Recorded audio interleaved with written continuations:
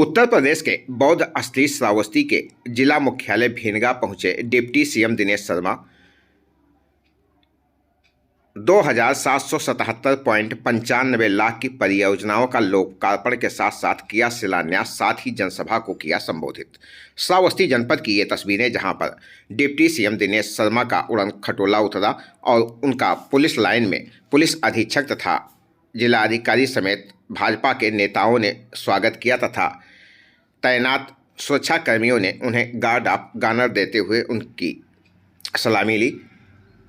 श्रावस्ती में सोमवार को deputy CM doctor Dinesh Sharma ने पहुंचकर 2777.95 लाख की परियोजनाओं का शिलान्यास किया तथा बिना नाम लिए विपक्ष की पार्टियों पर तंज भी कसा। Deputy CM doctor Dinesh Sharma लंबे समय से भाजपा से दूर भिनगा विधानसभा सीट पर इस बार कमल खिलाने के लिए हर संभव प्रयास में लगे दिखाई पड़े। इसी कड़ी में सोमवार को श्रावस्ती के भिनगा पहुंचे प्रदेश के उप मुख्यमंत्री दिनेश शर्मा ने क्षेत्र के लिए दर्जनों विकास कार्यों का शिलान्यास व लोकार्पण किया। वहीं दर्जनों लाभार्थियों को चेक व प्रमाण पत्र भी सौंपे।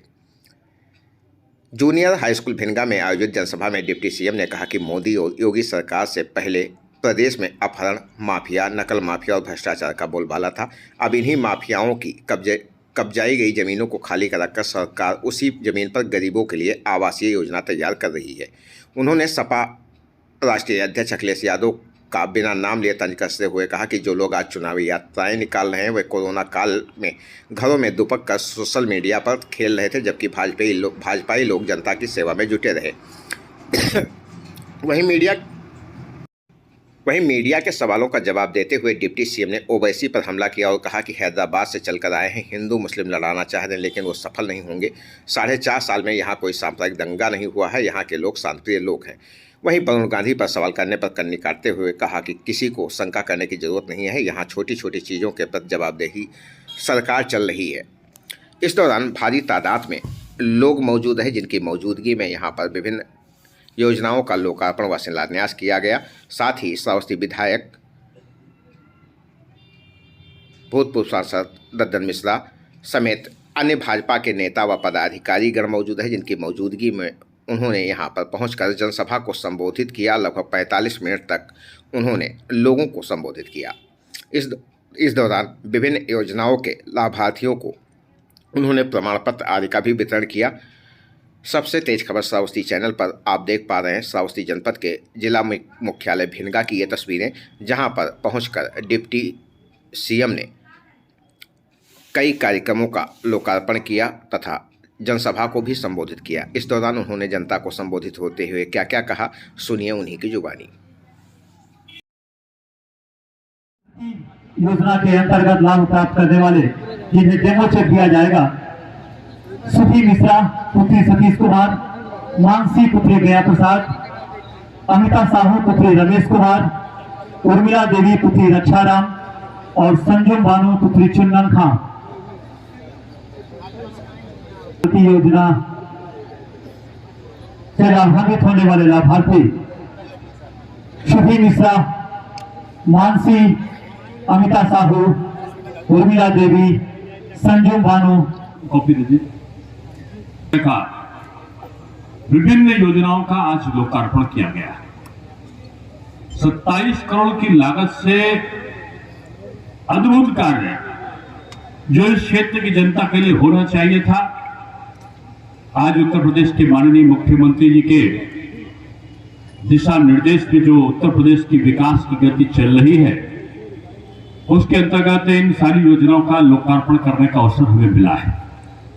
राजकीय हाई स्कूल इंदवा में भवन निर्माण का काम 69 लाख रुपए से, राजकीय हाई स्कूल सेमरा टिटरहा का निर्माण स्वास्थ्य पोषण क्षेत्र में ऑपरेशन मातृत्व के अंतर्गत 72 लाख का काम, 1,63 लाख रुपए का जो यहाँ पर परिषदीय स्कूलों का दीवारों का अवस्थापना जैसे बाउंड्री, दिव्यांग शौचालय आदि का निर्माण, यहाँ पर जल संरक्षण के लिए परिषदीय विद्यालयों में रेन वाटर हार्वेस्टिंग के लिए 1,70 लाख रुपए का काम।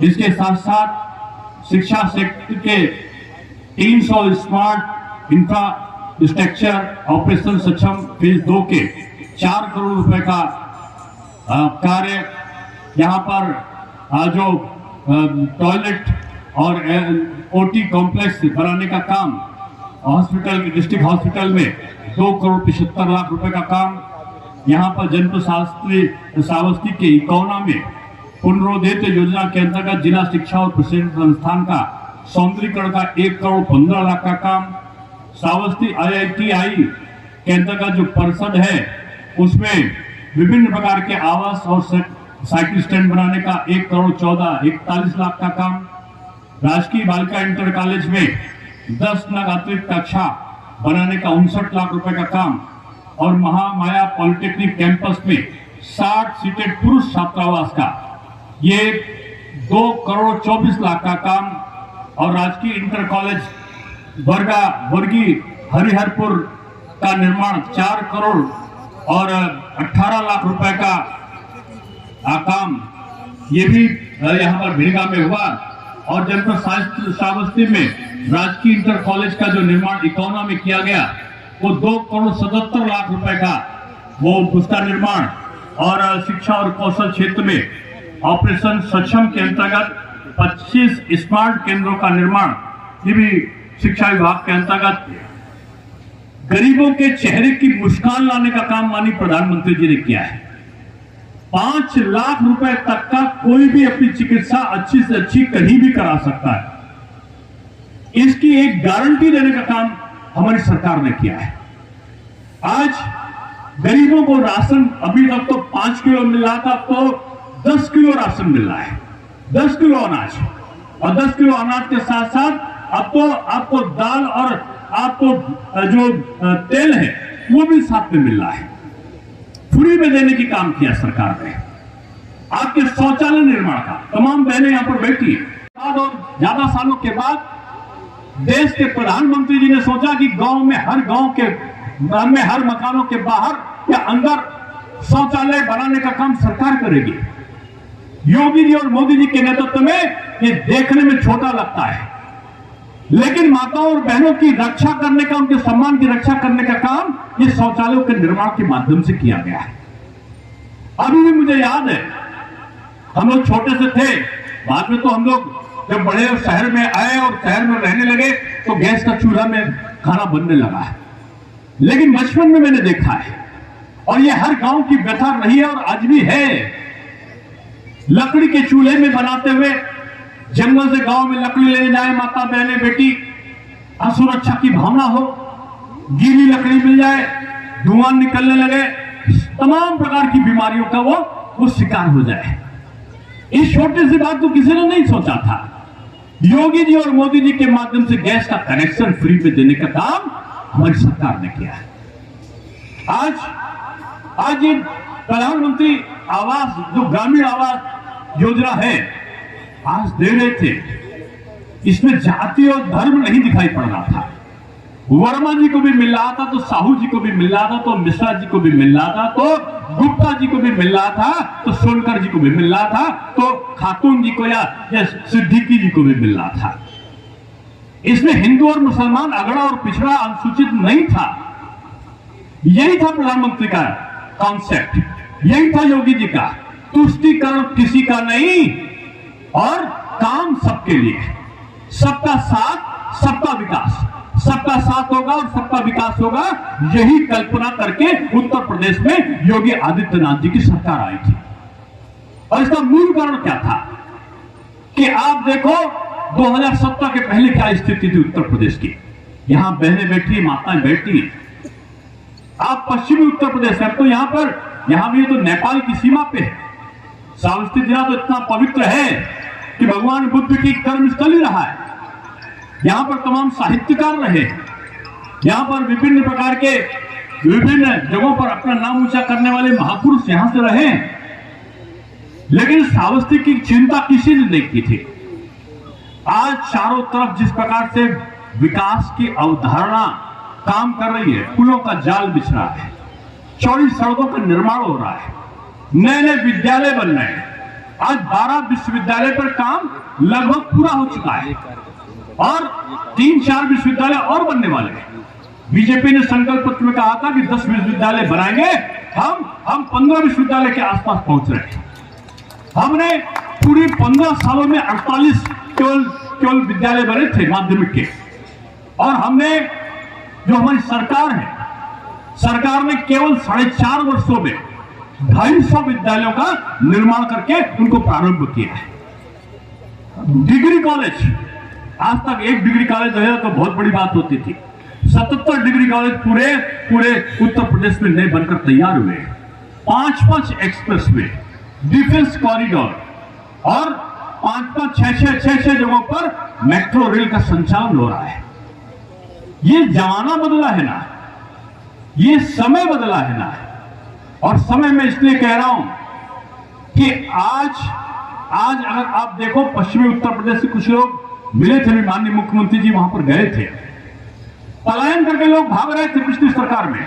क्यों पलायन करके भाग रहे थे?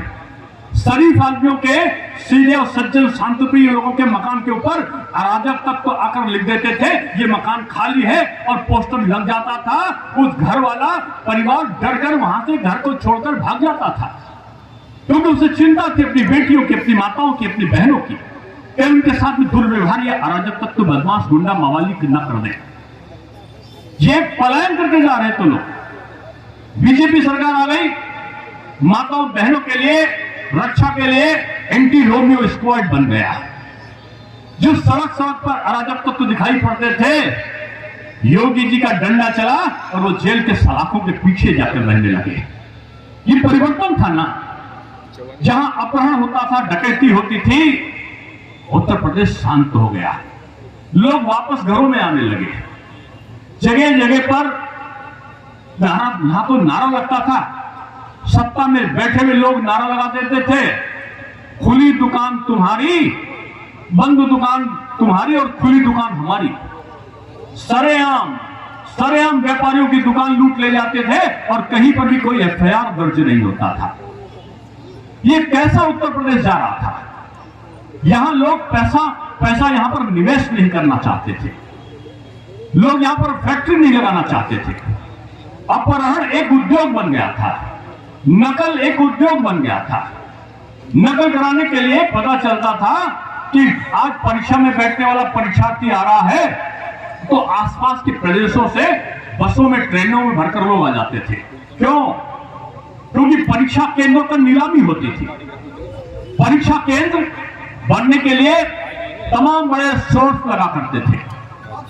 सरकार ने ऑनलाइन सिस्टम शुरू कर दिया, और ऑनलाइन सिस्टम शुरू करने के साथ पारदर्शिता बरती गई, और शिक्षा माफिया को कह दिया गया कि अगर किसी ने नकल कराने की कोशिश की तो उसका स्थान जेल में होगा, और जेल में नहीं, रासुका और गुंडा एक्ट के अंतर्गत वो बंद होगा। पूरे प्रदेश में नकल माफिया धीरे धीरे घोषित किया गया। गरीब से गरीब व्यक्ति को 1000 रुपए महीना मिल सके उसकी छोटी छोटी कामों के लिए उसके खाते में पहुंचने लगा है। कोरोना का समय आया, जो माताओं बहनों के जनधन अकाउंट थे, उन माताओं बहनों के जनधन अकाउंट में 1500 रुपए पहुंचे। आज किसान भाइयों के खाते में आज 6000 रुपया सम्मान राशि पहुंच रही है। 1000 रुपए रेहड़ी वाला, ताला वाला, मूंगफली वाला, इस प्रकार के छोटे छोटे लोगों के उसमें पहुंच रहे हैं। व्यापारियों को हम पेंशन देने की घोषणा छोटे व्यापारियों के लिए किया गया। 5 लाख से लेकर उनका जो दुर्घटना बीमा था बढ़ाकर 10 लाख रुपए करने का काम किया गया। सरलीकरण किया गया जीएसटी का। अगर हर तरफ देखो, शिक्षा के क्षेत्र में, सुरक्षा के क्षेत्र में, और तो और अगर आपको याद हो, कोरोना आया था, अमेरिका, ब्रिटेन, चीन, ये जर्मनी और जापान करा रहे थे, गुहार लगा रहे थे कि कोई इनकी मदद कर दे। दुनिया के संपन्न राष्ट्र, अमेरिका इसका देश, 33 करोड़ की आबादी और 19 लाख के आसपास लोगों को, लाखों लोग वहां पर, लाखों लाख लोगों का कैजुअलिटी हुई, वो दिवंगत हुए। उत्तर प्रदेश में 24 करोड़ की आबादी है, और 24 करोड़ की आबादी में आज स्थिति नियंत्रण में आई। और स्थिति नियंत्रण में लाने का काम क्यों हुआ? आपने देखा होगा कि पहले मलेरिया आती थी, चेचक होता था, पता चला डायरिया हो गया, पता चला डेंगू आ गया, क्या होता था? हमारी भारत की सरकार चाहती थी साल भर तक लोगों के मरने का इंतजार होता था कि न नौमन तेल हुई है, न राधा नची है, कि ना ऐसा काम होगा जब तक लोग लाखों के लाख लोग प्रताड़ित हो जाएं। संकट के समय विपक्ष का कर्तव्य था कि विपक्ष सहयोग करे और जो पीड़ित है उनकी रक्षा करे। विपक्ष ने रक्षा नहीं किया है और कहने लगे बीजेपी की वैक्सीन है, इसको नहीं लगाओ।